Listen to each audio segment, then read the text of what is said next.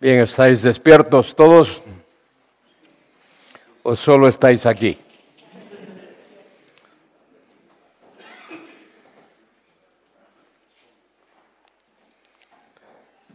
Vamos a poner la reunión en las manos del Señor. Padre, tómanos en tus manos, como has prometido, que tu Espíritu ilumine la mente y el corazón de cada uno para poder ser fieles receptores de tu palabra. Tú nos maravillas, nos asombras con lo que nos dices por medio de tu palabra. Y en realidad, Señor, lo necesitamos tremendamente en estos tiempos difíciles en los que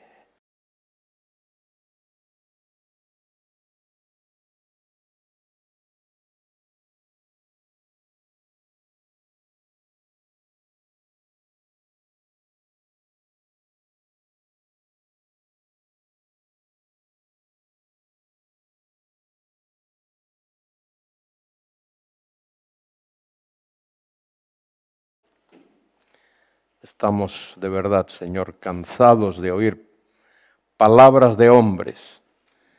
Necesitamos oír tu palabra. Guíanos en el nombre de Cristo nuestro Señor. Amén. Muy bien, estamos considerando las consecuencias del pecado.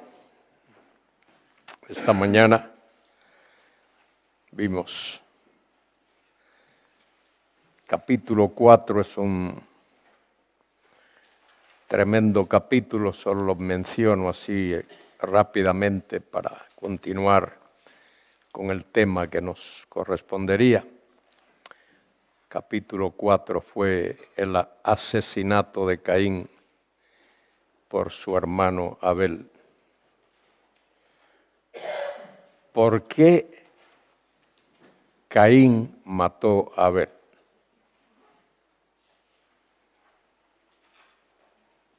Primera pregunta del examen. Bien.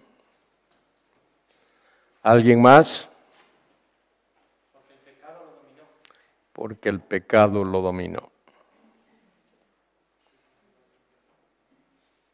Muy bien.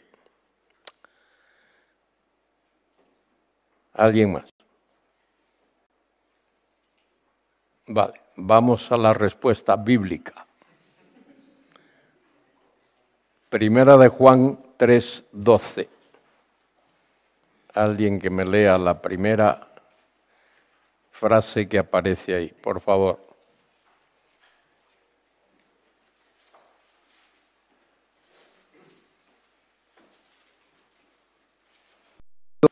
No como Caín, que era del maligno. Ah, ya está. ¿Qué dice ahí? No como Caín, que era del maligno. ¿Por qué mató Caín a Abel? Decídmelo. Porque era del maligno. No hay que ir muy lejos si la Biblia lo dice. Caín era del maligno. ¿Quién es el maligno? Satanás. El diablo. Satanás, el diablo. ¿Quién más? Lucifer. ¿Quién más? La serpiente antigua. ¿Cuántos nombres tiene el tío? Señores, señoras, señoritas, en este mundo hay dos clases de personas, nada más. Los que son simiente de la mujer y los que son simiente de la serpiente. Nada más. Los que son simiente del Rey de Reyes, del Mesías, del Hijo del Hombre, y los que son simientes del maligno. ¿Te has puesto a pensar por qué a veces tú le hablas a alguien y le hablas y le hablas y le hablas y siempre dices no, no, no? no sé, no creo, no quiero creer, no me interesa.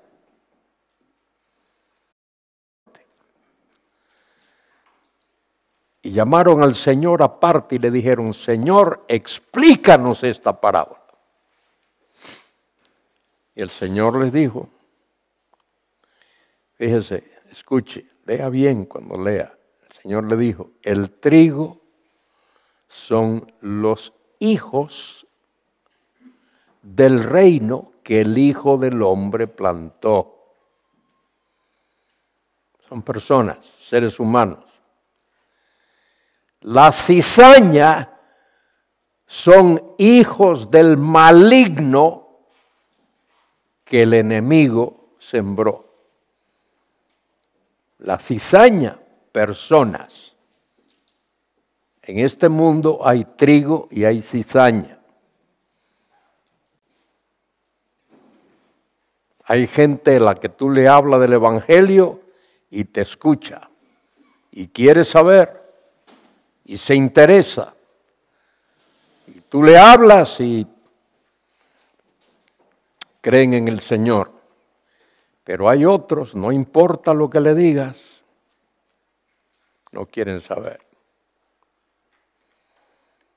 ¿Por qué Caín mató a Abel? Porque Abel era del maligno. Porque sus obras eran malas y las de Abel, su hermano, justas. Y un día Caín le dijo a su hermano, vamos al campo, hermanito. Caín había planeado todo. Había planeado el lugar, la hora, las circunstancias. No fue que estaban en el campo y así de pronto comenzaron a discutir y Caín se acaloró y mató a su hermano. No fue así. Lo tenía todo planeado. Día, hora, lugar, circunstancia, todo. Y allí mató a su hermano, porque Caín era del maligno. Caín era simiente de la serpiente, simiente del diablo, y mató a su hermano. Y después cuando el Señor le pregunta, ¿dónde está tu hermano? Él, ¿cómo me pregunta? ¿Soy yo acaso guarda de mi hermano? Dios le dice, pues mira, déjame decirte que la sangre de tu hermano clama. Linda metáfora. La sangre de tu hermano clama. Y Dios puso una señal en Caín. Yo no sé qué señal era. Una señal para que nadie matase a Caín. A Caín solo lo podía matar Dios. Nada más, Dios era el único que podía matar a Caín.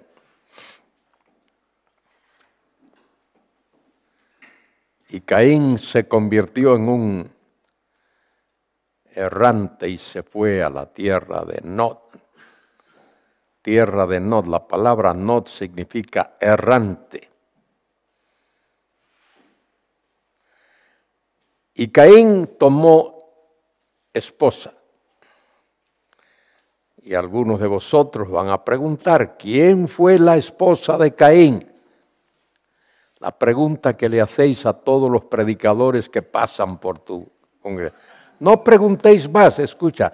La esposa de Caín era una hermana de Caín, una hija de Adán y Eva. No le preguntes más a ningún predicador. Eso estaba permitido en aquel tiempo, si no, la humanidad no se hubiese multiplicado. Y dice el capítulo 5 del Génesis que Adán y Eva tuvieron hijos e hijas. De manera que es posible que entre Caín y Abel hubo hijas de Adán y Eva. Como la Biblia no es un libro de detalles, de detallitos, ni la Biblia nos dice todo lo que nos gustaría saber, tenemos que entender que después de que Caín nació, probablemente Adán y Eva tuvieron hijas, y después nació Abel.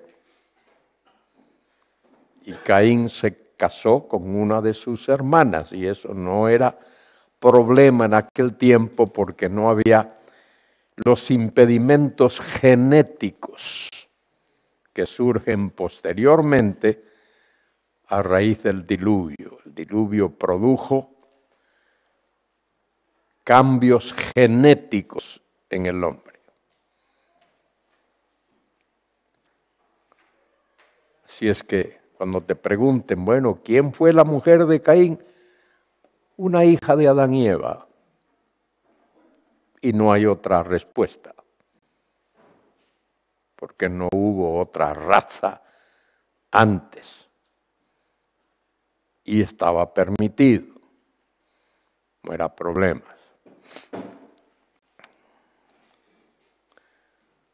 Allí lo dice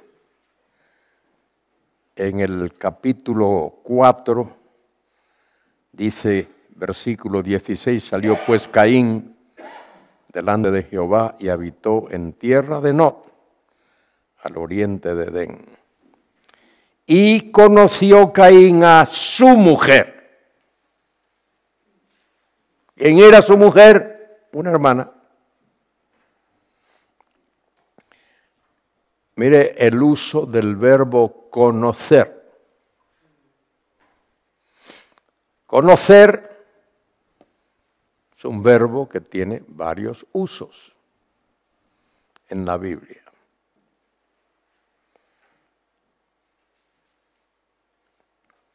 Conocer podía ser diferenciar entre dos personas, eso es posible. Pero cuando dice que Adán conoció a su mujer y ella quedó embarazada, ahí es otro uso del verbo conocer. Ahí conocer significa tuvieron relaciones normales de marido y mujer.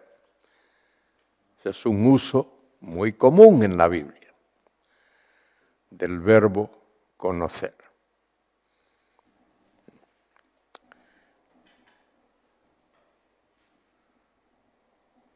Dice allí, y conoció Caín a su mujer, la cual concibió y dio a luz a Enoc. Hay otro uso del verbo conocer, no vamos a buscarlo ahora, pero lo voy a decir para cuando leas, lo encuentres ya. Cuando, y ahí no hay excepción, yo no conozco ninguna excepción, cuando el sujeto del verbo conocer es Dios. Se usa el verbo conocer y Dios es el sujeto de ese verbo.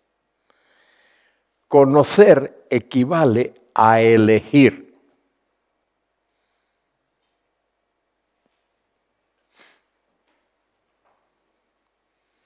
Cuando Pablo dice, a los que antes conoció, quiere decir a los que antes eligió.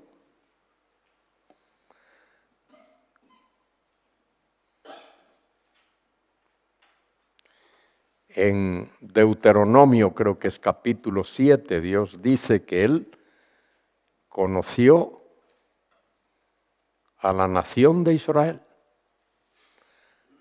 A ti solo he conocido de todas las naciones de la tierra. Bueno, si conocer fuera solo diferenciar, como uno diferencia entre blanco y negro, entre hombre y mujer, entre Pablo y Pedro, o Juana y Petronila, entonces eso significa que Dios es poco ignorante.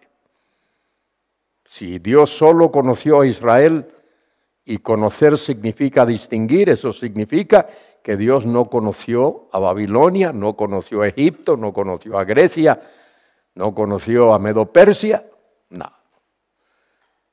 Ahí significa que Dios, de todas las naciones de la tierra, creo que en las Naciones Unidas hay 30 naciones, más o menos, inscritas como naciones.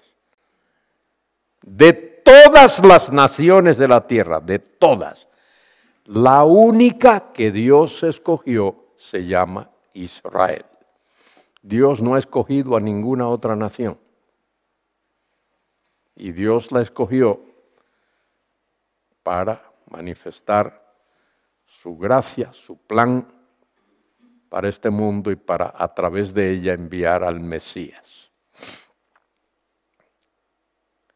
Bien, ahí capítulo 4 también tiene su parte importante.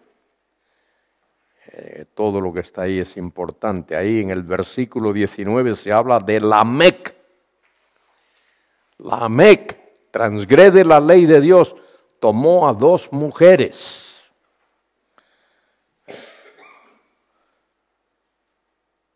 El nombre de una era Ada y el nombre de la otra era Zila. Y Lamec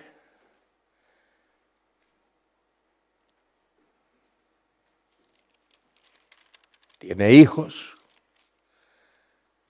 y Lamec mata a 2 hombres. Fíjese lo que hablé esta mañana sobre la depravación total. Lamec mató a 2 hombres, uno de más edad que el otro. Uno era un hombre mayor y el otro era un joven. ¿Y sabe lo que hace Lamec? Después de que mata a estos 2, se sienta y compone una canción y toma su guitarra y canta, como si nada hubiese pasado. La depravación total del hombre. Y no solo eso, sino que dice, lo que he hecho tiene impunidad. Una palabrita muy importante hoy en España, impunidad. Versículo 24, si 7 veces será vengado Caín, Lamec en verdad 70 veces 7. 70 veces 7 es una expresión, es una locución que significa un sinnúmero de veces. Pedro le preguntó al Señor, ¿cuántas veces perdonaré a mi hermano? 7 veces, Cristo le dijo, 7 no, 70 veces 7.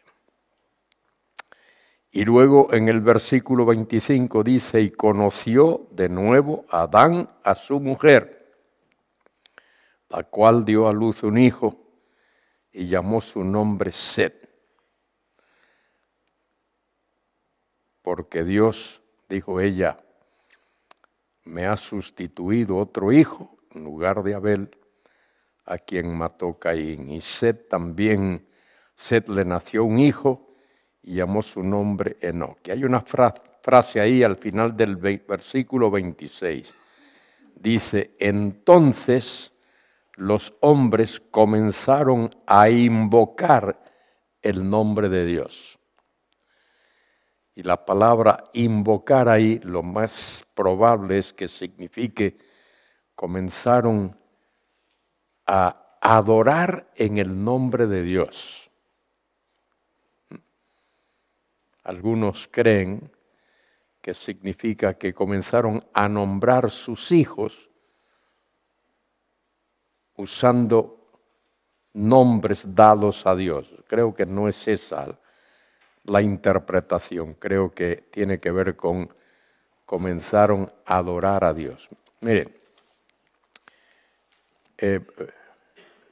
rápidamente, dice Pablo en Romanos 1:21 que la humanidad conoció a Dios. Y cuando dice allí que la humanidad conoció a Dios, el verbo conocer ahí, ginosko, es conocer por experiencia. La humanidad conoció a Dios por experiencia. Habiendo conocido a Dios, no le glorificaron como Dios, ni dieron gracias, sino que se envanecieron en sus propios discursos y el necio corazón de ellos fue entenebrecido. Profesando ser sabios, se hicieron necios. Lo cual nos enseña una vez más que el hombre no es ignorante. En este mundo no hay seres humanos ignorantes. La cultura o las culturas más atrasadas tienen un sistema de adoración. A ver, que aprendan los comunistas, que hay muchos de estos, hay demasiado. Y en España tenemos nuestra cuota.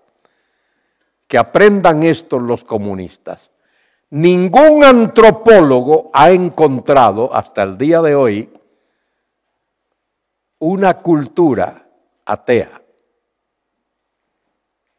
Todas tienen un sistema de adoración, pagano y todo.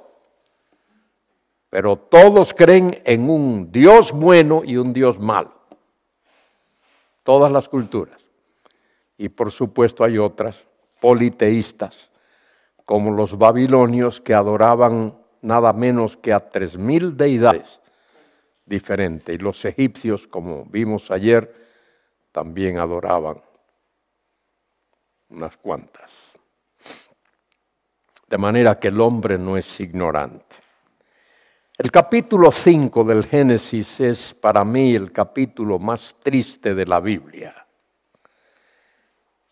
Todos los versículos ahí terminan con y murió, y murió, y murió.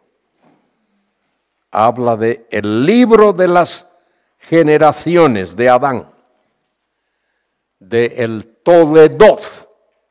La palabra Toledoth en el hebreo significa historia o generaciones o algo por el estilo. El día en que creó Dios al hombre. Y fíjese que ya salimos del capítulo 1 y del capítulo 2. Y mire, ya estamos en el 5, pero fíjese lo que dice. El día en que creó Dios al hombre. No fue una era, no es una larga evolución. Dios creó al hombre. Formó su cuerpo del polvo, del Adán, del barro de la tierra y sopló en su nariz el aliento, el soplo, el espíritu, el ruaj de la vida.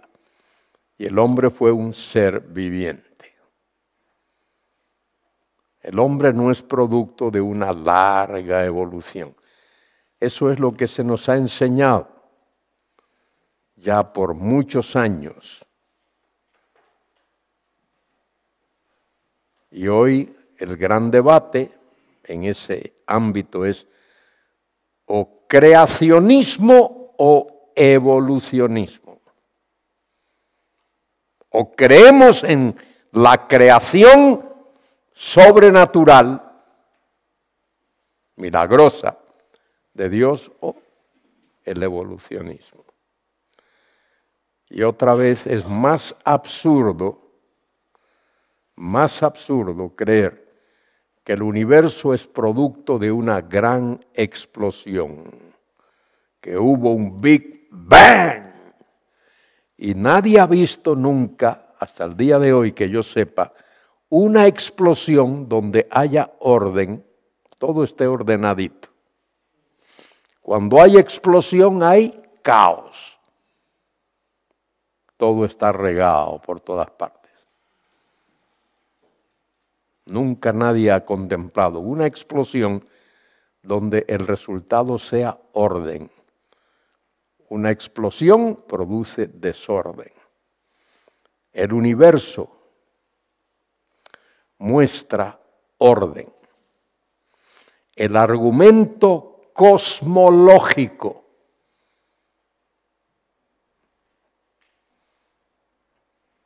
dice que en el universo hay orden.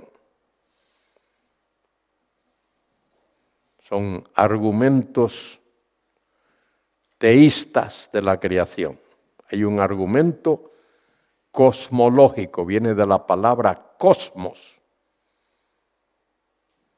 la palabra más cara que hay en la humanidad, cosmos, porque de ahí viene la palabra cosmético. ¿Y cómo se gasta dinero en cosméticos? No hay palabra más cara que esa, Manolo. Y hay otro argumento que se llama teleológico, que significa que el mundo no marcha desordenadamente. ¿O sí? Si el mundo marchase desordenadamente, los científicos no serían capaces de mandar una nave espacial y decir en tal fecha, tal día, tal hora va a alunizar, a llegar a la luna. O en tal fecha, en tal año va a llegar a Marte. ¿Por qué pueden hacer esos cálculos?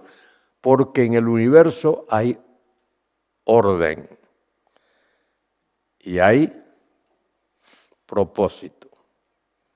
El mundo, el universo es cosmológico y es teleológico.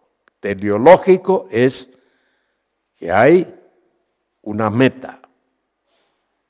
El mundo no gira desordenadamente. Sabemos cuándo va a haber un eclipse y otras cosas.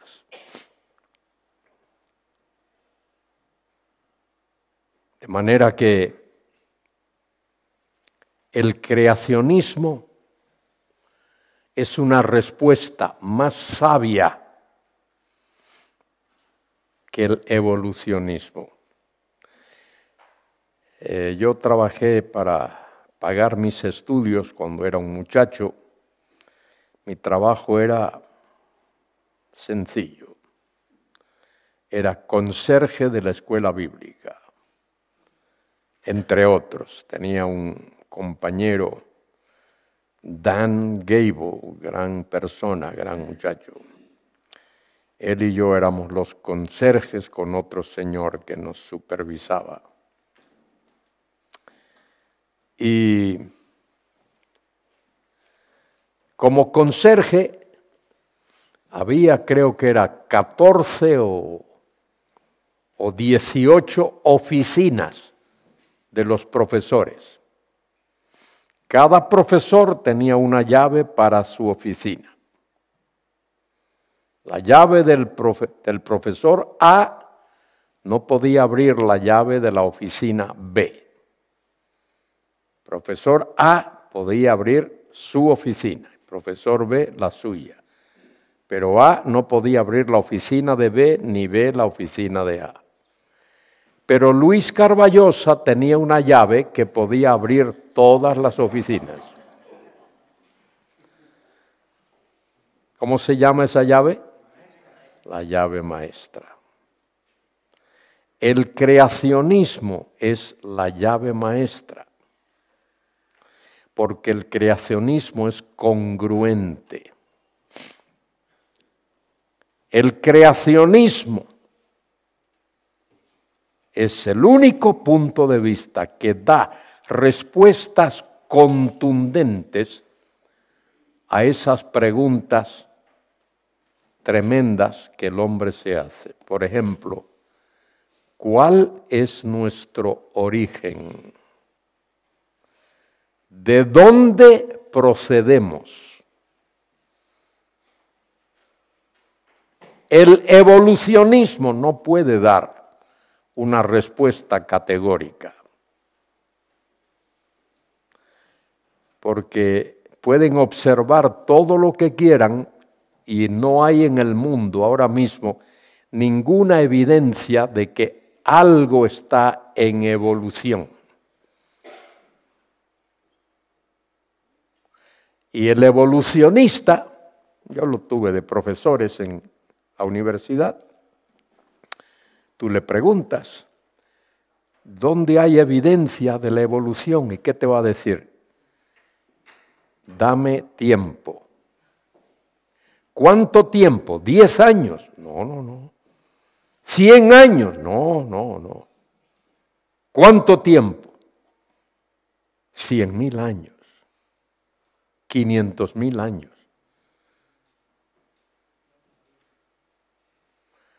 El creacionismo es congruente.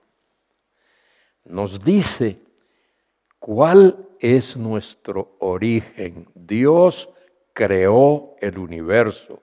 Dios creó al hombre. El evolucionismo no puede contestar la gran segunda pregunta. ¿Por qué estamos aquí? ¿Qué te va a decir el evolucionista? Estamos aquí para nacer, vivir y morir. Qué esperanza, ¿eh? El creacionismo nos dice por qué estamos aquí. Estamos aquí para honrar, para glorificar, para adorar a un ser maravilloso que es el único Dios vivo y verdadero.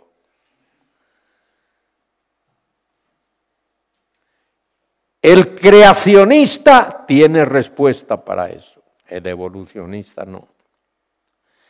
El ateo no te va a contestar, no puede contestar categóricamente. Todos aquí, o la mayoría aquí, se recuerda de un dirigente comunista que hubo en España. Fue alcalde de la ciudad de Córdoba, Julio Anguita. Recuerdo la entrevista que un periodista de televisión española le hizo a Julio Anguita y le preguntó. Y él dijo, no, mi existencia termina en el cementerio. Ahí termina.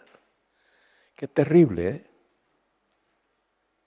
Si tu existencia y la mía termina con la muerte, disculpa, ¿no somos diferentes a una rata?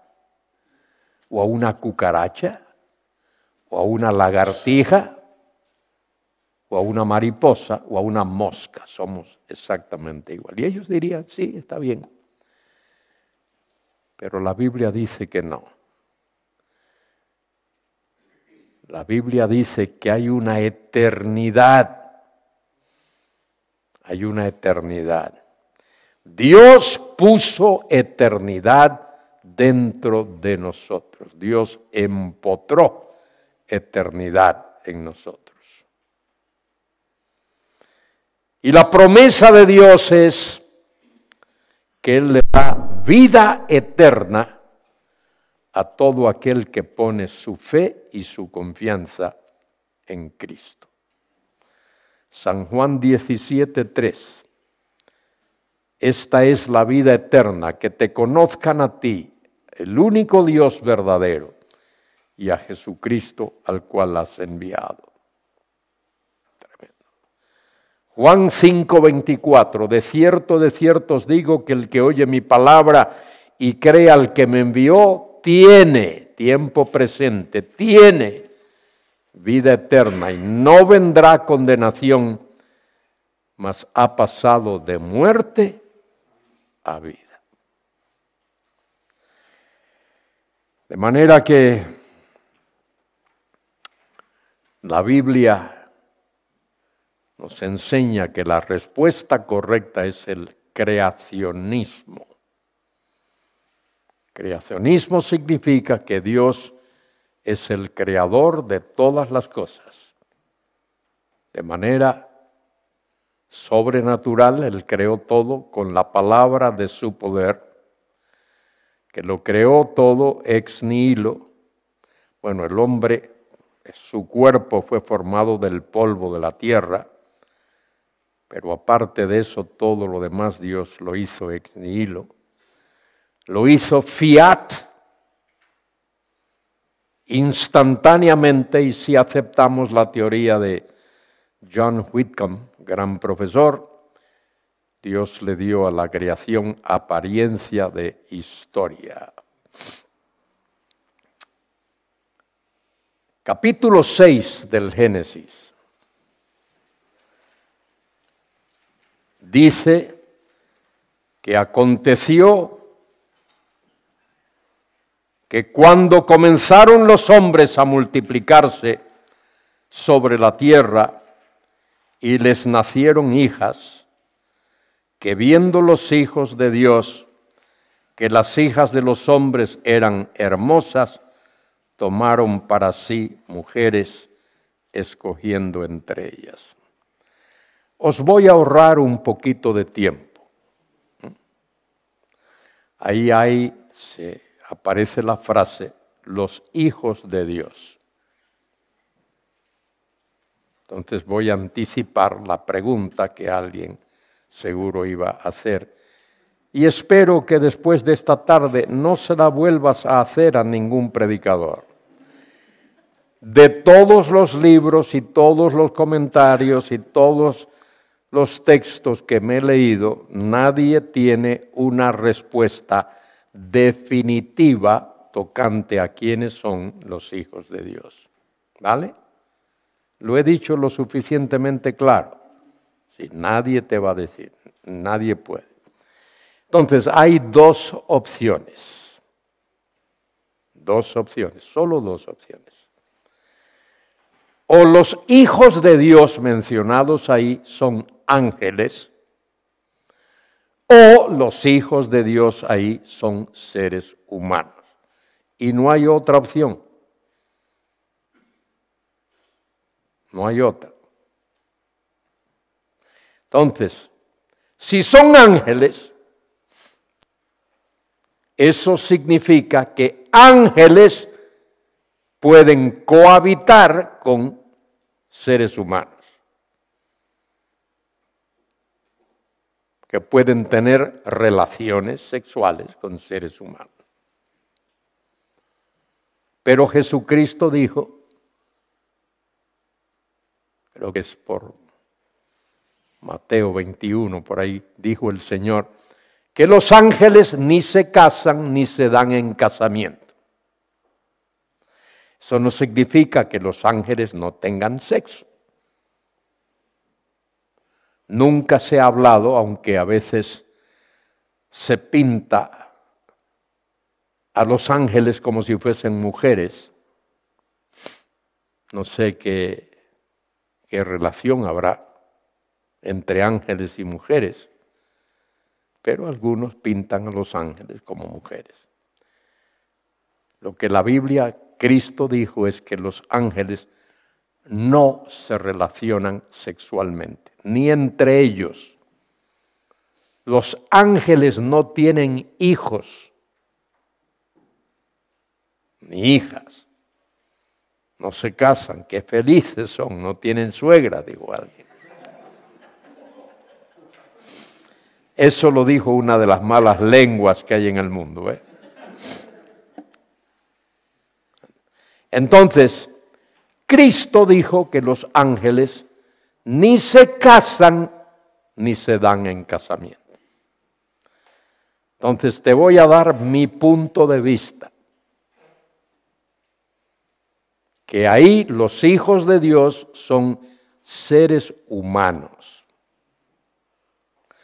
pero seres humanos que fueron poseídos de demonios. Seres humanos endemoniados. Y seres humanos endemoniados sí pueden tener relaciones sexuales. Y evidentemente esa raza, esa civilización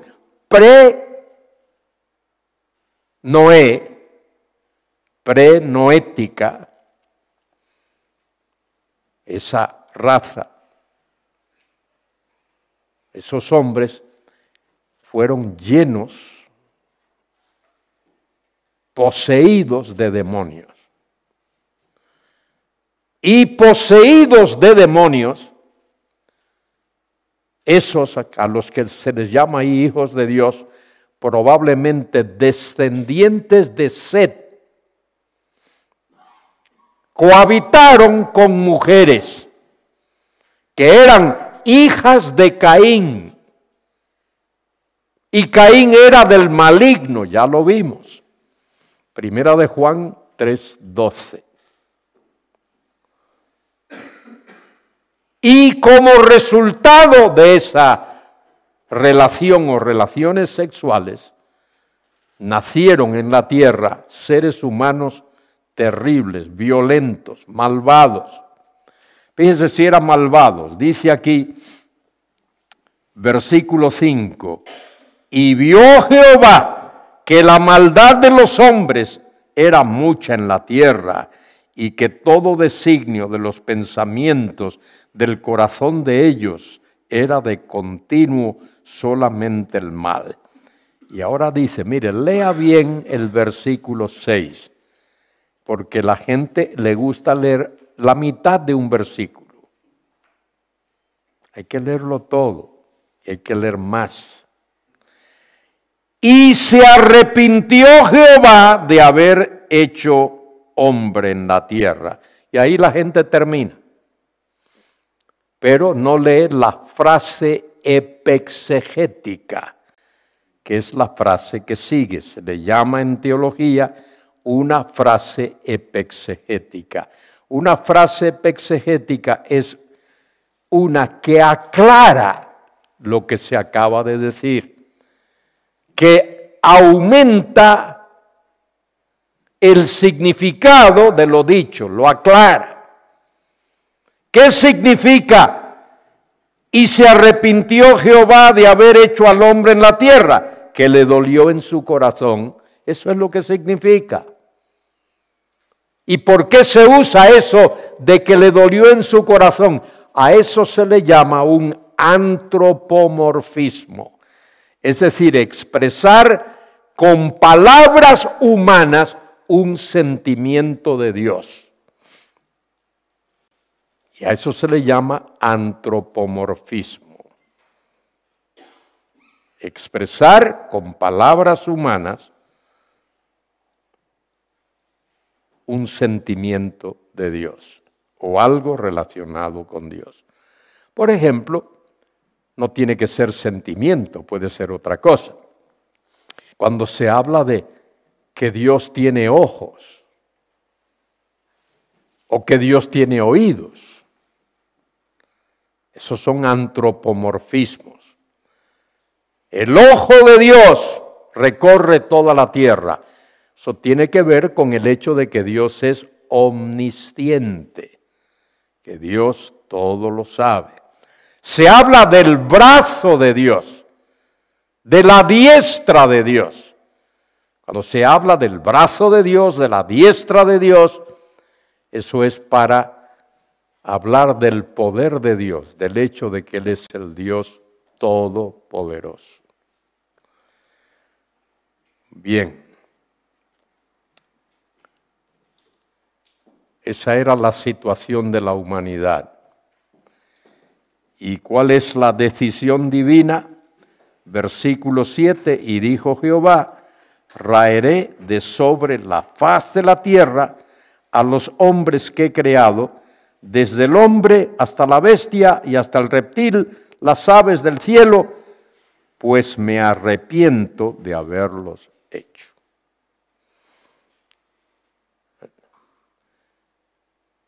La Biblia dice que Dios no se arrepiente. Lo dice allí por el libro de Malaquías, que Dios no se arrepiente.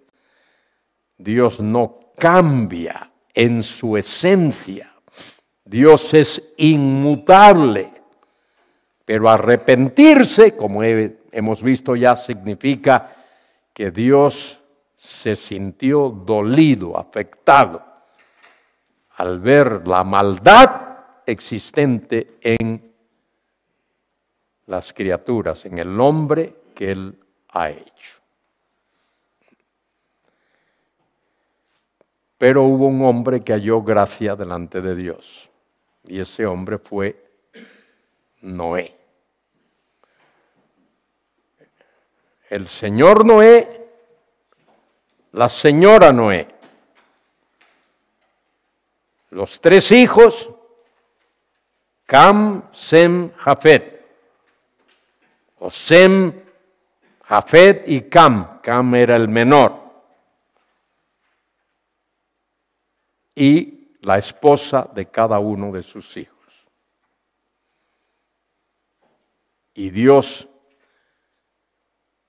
ordenó a Noé que se preparase porque iba a haber un diluvio universal.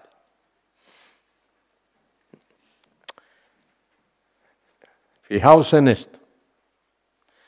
El mundo que tú y yo contemplamos ahora, todas las cordilleras, sean los Andes o los Alpes o los Pirineos o las Himalayas,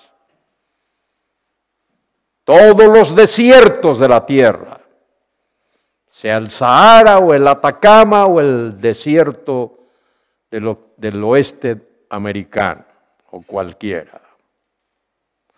Todos los lagos y todos los ríos y todas las cataratas y todos los accidentes geográficos que hay en el mundo tal como lo vemos hoy, oídme bien, es resultado del diluvio universal. El mundo en el que tú y yo vivimos ahora, que vemos, que contemplamos, es el resultado de una gran catástrofe que se llama el diluvio universal.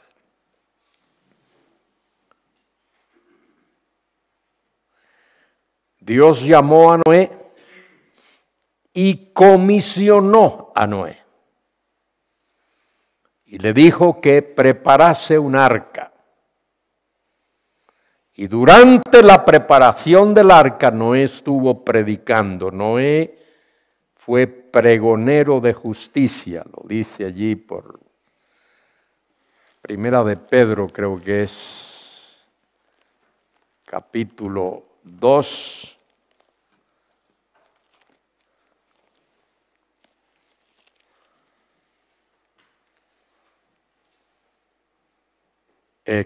Segunda de Pedro 2, versículo 5.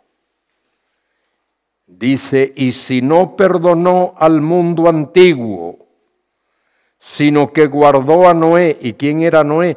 Pregonero de justicia. Predicador de justicia. ¿Qué significa eso de que Noé era pregonero de justicia?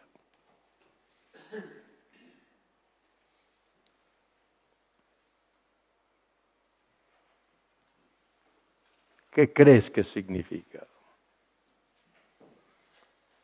Ilumíname.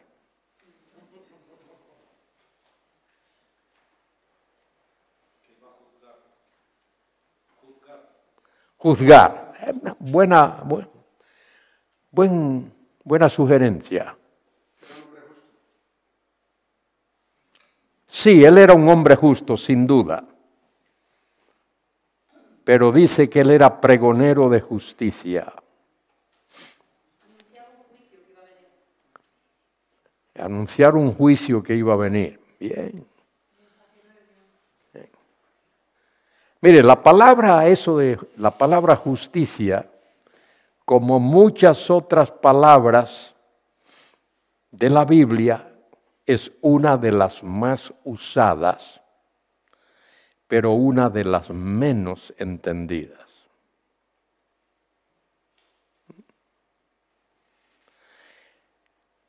¿Sabes que Martín Lutero, que compuso el gran himno de la fe, Castillo fuerte es nuestro Dios, defensa y buen escudo, con su poder nos librará en este trance agudo? Martín Lutero, cuando aún era católico, monje, Martín Lutero creía en un Dios justiciero. ¿Sabe lo que Martín Lutero creía? Que Dios era un ser que llevaba en su diestra un gran garrote. Y cuando alguien se equivocaba, le asestaba un soberano garrotazo. Ese era el Dios en que Martín Lutero creía. Pero un día Martín Lutero se puso a leer la Biblia. Y fíjese lo que Martín Lutero leyó.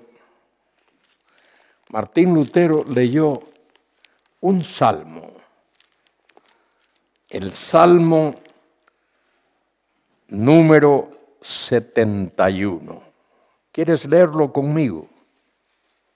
Salmo 71.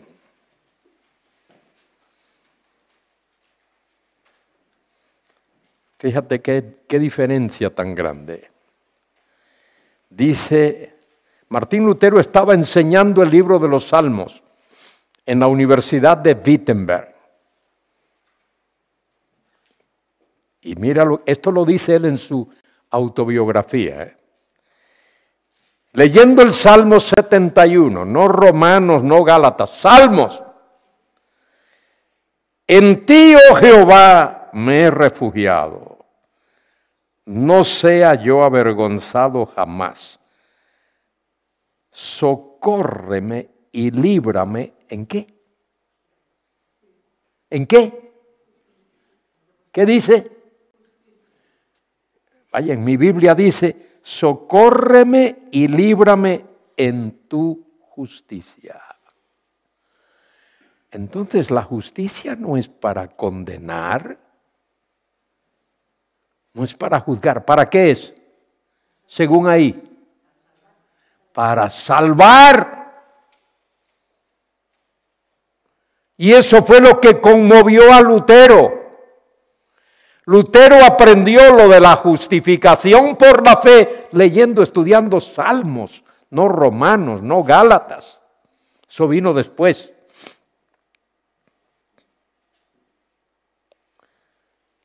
Interesante, ¿verdad?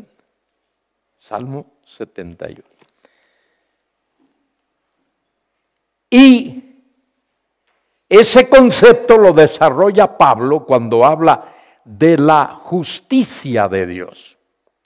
Fíjese lo que dice Pablo. Lo que pasa es que leemos y no leemos, porque no prestamos la atención debida. Pablo dice, mire, Romanos 1:16, dice, porque no me avergüenzo del Evangelio, porque es poder de Dios para salvación a todo aquel que cree. Al judío primeramente o principalmente y también al griego o al gentil. Eso es 1:16. 1:17, oiga lo que dice. Dice, porque en el Evangelio se revela, ¿qué? La justicia de Dios. Por fe y para fe, como está escrito, mas el justo por la fe vivirá. El Evangelio revela ¿qué cosa? La justicia de Dios. Tremendo. Una clase de justicia que se caracteriza por ser la justicia de Dios. El Evangelio revela la justicia de Dios. La clase de justicia que se caracteriza por ser la justicia de Dios. ¿Qué significa eso? Significa lo siguiente. Dios dice a cualquier ser humano: tú quieres entrar en mi presencia, tienes que venir vestido, no de azul, ni de verde, ni de rojo, ni de morado, ni de blanco, no de seda ni de algodón. Tienes que venir vestido de alguien, de algo que se llama la justicia de Dios. Si no vienes vestido de la justicia de Dios, no te admito en mi presencia. No puedes entrar en mi presencia, a menos que vengas revestido de la justicia de Dios. Bueno, Dios, ¿y dónde está esa justicia? Para revestirme de esa justicia. Óyeme, esa justicia está en el Evangelio. ¿Y qué es el Evangelio?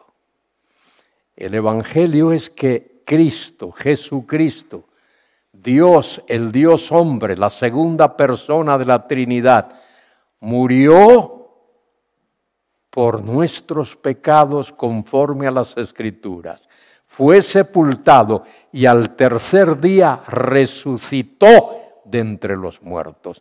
El Evangelio es las buenas nuevas que dice que Cristo murió por nuestros pecados, que fue sepultado y que resucitó. Ese es el Evangelio. ¿Quieres entrar en mi presencia? Tienes que estar revestido de una justicia no parecida, no semejante, no similar a la mía, dice Dios, sino exactamente igual. Y esa justicia solo está en el Evangelio. El único que posee esa justicia es Jesucristo. De manera que para que el pecador pueda venir a Dios Padre, tiene que ir a Jesucristo, para que Jesucristo lo revista de su justicia. Y revestido con la justicia de Jesucristo, que es exactamente igual a la justicia de Dios, Dios admite a esa persona en su presencia. Tremendo. Eso lo hace Dios. Bueno, Noé era pregonero de justicia. Noé está diciéndole a la gente de su generación, y se lo dijo por 120 años, que para poder ser recibido por Dios, tenía que tener la justicia de Dios. Noé fue pregonero de justicia. Por eso dice allá Pedro que Cristo, después de morir, fue al Hades, donde estaban aquellos encarcelados, aquellos que vivieron en los días de Noé, y a los que Noé les predicó la justicia de Dios. Y es como si Cristo le dijera a esos, dice Pedro, que el Espíritu de Cristo estaba en Noé. Y el Espíritu de Cristo que estaba en Noé le habló a aquella gente de la justicia de Dios. Y es como si Cristo le dijera, ¿veis? Estáis aquí porque no fuisteis revestidos de la justicia de Dios, que Noé os anunció. Que el Espíritu mío, el Espíritu de Cristo que estaba en Noé, os anunció. Y por eso estáis aquí. Nadie que esté en el infierno jamás podrá culpar a Dios. Decirle, Dios, tú tienes la culpa de que yo esté aquí. A mí me hubiese gustado estar allá. No me dejaste, Dios. Nadie podrá decirle eso a Dios. Bueno, dice allí que Dios le dijo a Noé que se preparara, que preparara el arca, y Dios preparó aquella gran casa flotante. El arca era una casa flotante, tremendamente bien diseñada, que no podía volcarse. Estaba tan bien diseñada. Y os digo otra cosa, el diluvio no fue que fue todo suavecito, no, en el diluvio hubo viento y hubo olas. Y aquella casa flotante navegó todo aquel tiempo. Y llovió de las nubes que Dios había previamente separado y de las entrañas de la tierra donde Dios había guardado agua. El diluvio fue un acto sobrenatural de Dios, porque esas dos cosas ocurrían simultáneamente: lluvia de arriba y agua que brotaba de las entrañas de la tierra, al mismo tiempo, simultáneamente. Y toda la tierra fue cubierta por las aguas del diluvio. 40 días, 40 noches llovió. Las aguas prevalecieron sobre la tierra 150 días. Y dice la Escritura, 5 meses, para que os deis cuenta que los días eran literales. Lo dice allí en el capítulo 7 y en el capítulo 8, 150 días. Divides 150 entre 30, 5 meses. Y todo el diluvio, de principio a fin, desde que Noé y su familia entraron en el arca hasta que salieron del arca, duró 1 año y creo que 17 días.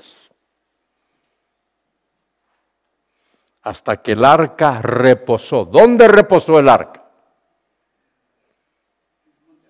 ¿Perdón? Si todo el mundo diría en el monte Ararat. Pero si hubiese sido el monte Ararat, en primer lugar le hubiese sido difícil al arca encallar allí. Y si hubiese sido el monte Ararat, le hubiese sido difícil a Noé y a su familia salir de allí. Hay que leer bien las Escrituras. Yo tengo que leerla bien. La Escritura dice los montes. Era una cordillera. Ararat no era un monte. Y lo dice así, los montes. Léalo ahí. Plural. Era una cordillera y el arca encalló allí en la cordillera. Y entonces sí, Dios mandó a Noé que saliese del arca. Y entonces sí podían salir porque había espacio, no era un monte. De paso, el texto es claro, Dios cerró la puerta del arca. Fue Dios quien la cerró. Y os digo otra cosa. He oído algunos sermones de evangelistas que cuando el arca comenzó a flotar, la gente se dio cuenta y entonces tocaban la puerta del arca. Noé, ábrenos. Mentira. Nadie tocó la puerta del arca. Esos que rechazaron el mensaje de Noé no querían entrar en el arca y no quisieron entrar en el arca. Y se perdieron. Se perdieron. Y Dios repobló la tierra. Repobló la tierra. con esas 8 personas. Ahí estaba Noé y la esposa de Noé, los 3 hijos y las hijas.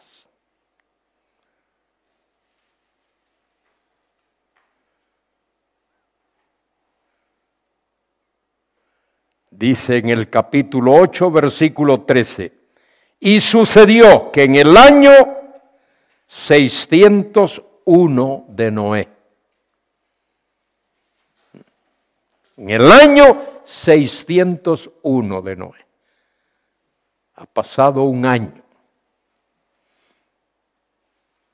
Noé entró en el arca en el año 600, en el mes primero, el día primero del mes. Las aguas se secaron sobre la tierra y quitó Noé la cubierta del arca y miró, y he aquí que la faz de la tierra estaba seca. Y en el mes segundo, a los 27 días del mes, se secó la tierra. Entonces habló Dios a Noé, diciendo, sal del arca tú y tu mujer y tus hijos y las mujeres de tus hijos. Salieron todos. ¿Y qué hizo Noé cuando salió del arca? Lo primero que hizo fue adorar, ofrecer sacrificios a Dios. Y luego en el capítulo 9, Noé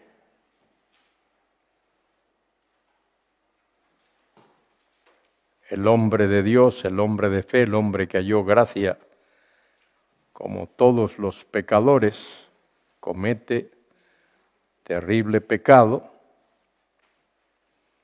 se emborracha, uno de sus hijos, Cam,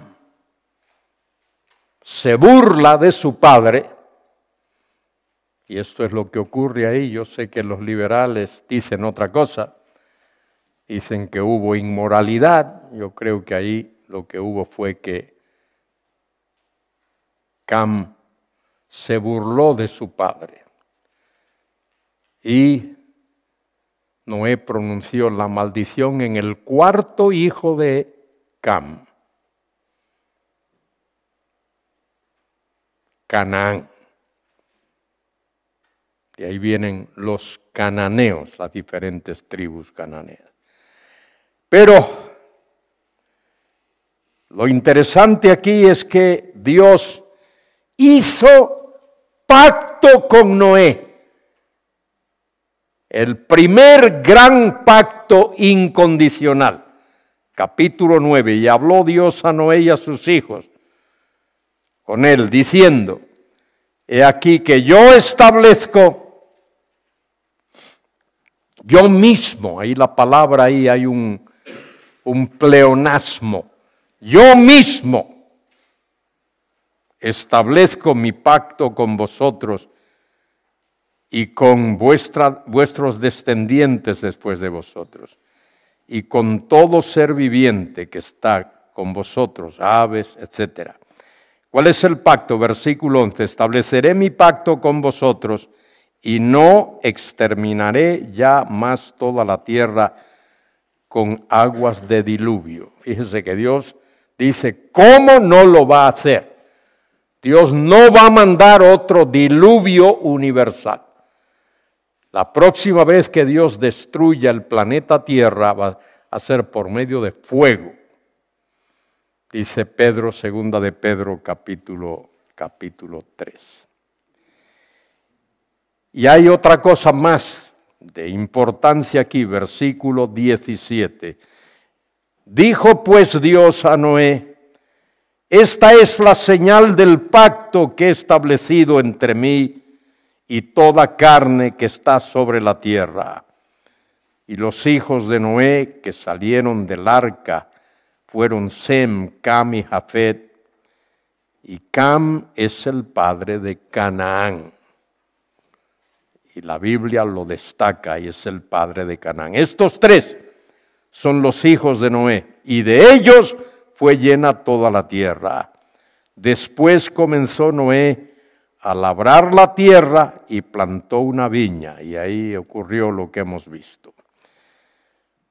Ahí bebió del vino y tal. Y Cam, versículo 22, padre de Canaán, otra vez lo repite, vio la desnudez de su padre y lo dijo a sus hermanos. Y por haberse burlado de su padre, recibe la maldición. Versículo 25. Y dijo Noé, maldito sea Canaán, siervo de siervos será sus hermanos. Dijo más, bendito sea Jehová mi Dios, por Jehová mi Dios sea Sem. De ahí viene la raza semita, Abraham. Y sea Canaán su siervo, engrandezca Dios a Jafet y habite en las tiendas de Sem, y sea Canaán su siervo. Y vivió Noé después del diluvio 350 años, y fueron todos los días de Noé 950 años. Observe un detallito ahí. Después del diluvio, Noé vivió 350 años. Eso significa que fue posible que Abraham, que nace después, conociese a Noé. Si lees bien y lees la cronología y los años que transcurren, es muy posible que, si no Abraham, el padre de Abraham, Taré, llegase a conocer a Noé. Y Dios establece su plan, su pacto con Noé, porque Dios es el que está gobernando y dirigiendo todas las cosas. Bien, ¿alguna pregunta?